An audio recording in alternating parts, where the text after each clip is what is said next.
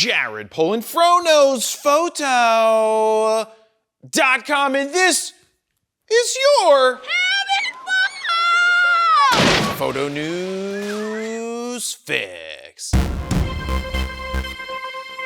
First up, Sony Alpha rumor says 2 new cameras and a new lens will be announced in the next 2 to 3 months. Now, is this one of those let me give it a guess based on common sense, or did they actually get some rumored information? No way to tell. Well, in this case, they are basing their info off of 2 cameras being registered in China. They say they can safely assume that the 2 cameras are a new RX or APS-C camera and a new FX model. And I say, LOL, cool. Thanks for your guesses. Don't appreciate sarcasm. Now, I think Sony is due for another video-centric camera. They are long overdue for an APS-C type of camera, and maybe they will update the A7 II and A7CR with the new sensors. But still, the most interesting rumor here is the lens. A potential 16-28 f2, which would pair really well with a 28-70 and a 50-150 f2, though personally to me, 16 isn't wide enough.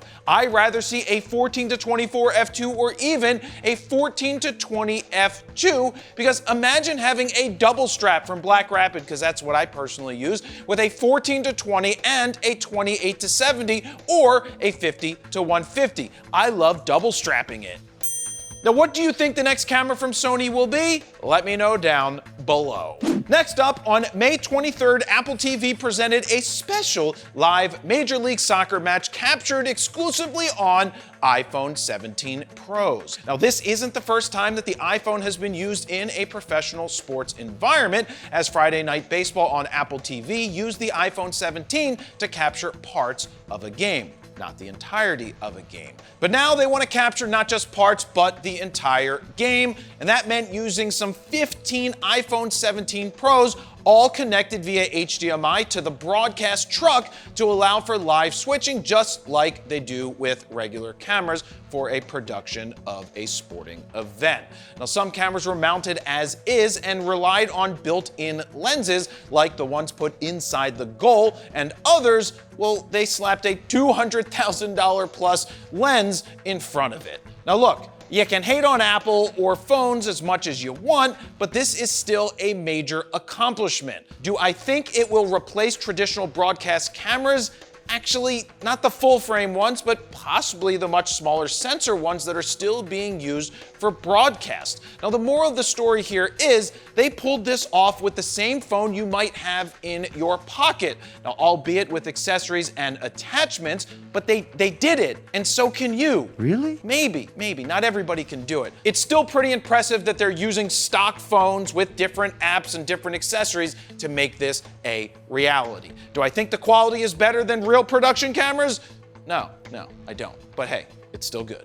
This fix is brought to you by me and the upcoming 16th anniversary of Fro Knows Photo on June 1st. That's right, 16 years of Fro Knows Photo. Now here's what I'm doing for the celebration. I am offering random I Shoot Raw t-shirts for $16 each. Normally, they're $25, and there's going to be $5 flat shipping and a special gift if you order 3 or more. Now keep in mind, you'll get a random I Shoot Raw shirt. It could be the original Raw, which is the black with white printing, or Back to Future version, or the vintage Kodak one, or even the Stealth, or possibly a random color. Now if you order 1 or more, I will do my very best not to give you doubles of the same design. The sale is now live a few days early, but keep in mind, supplies are limited. Head on over to store.froknowsphoto.com to grab yours, and be sure to check out the other special offers that I have on both of my photo books.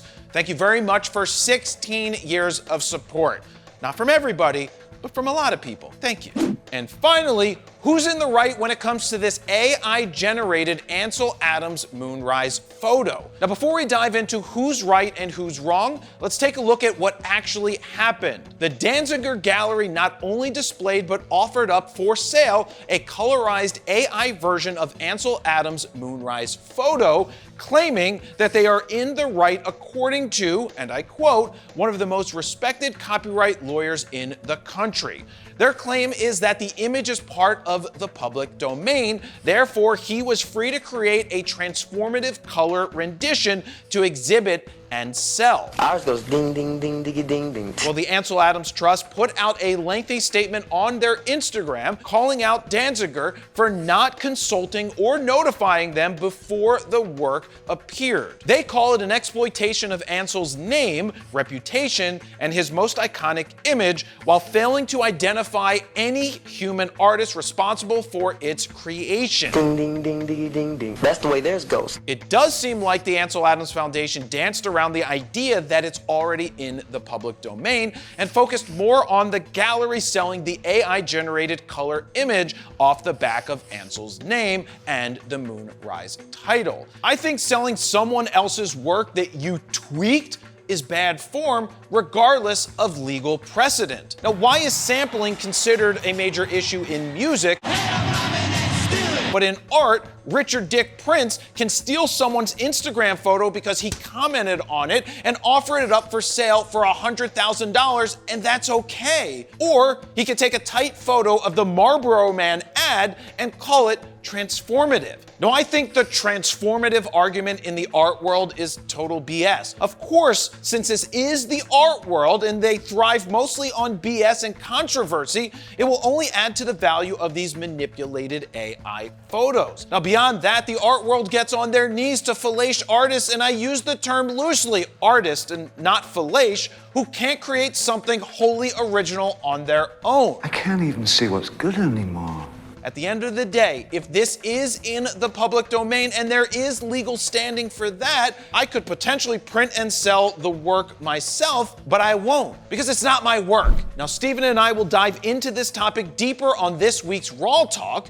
What are your thoughts? Let me know down below. And there you have it. That's your photo news fix this time around. Thank you very much for watching. Jared Polin, FroKnowsPhoto.com. See ya.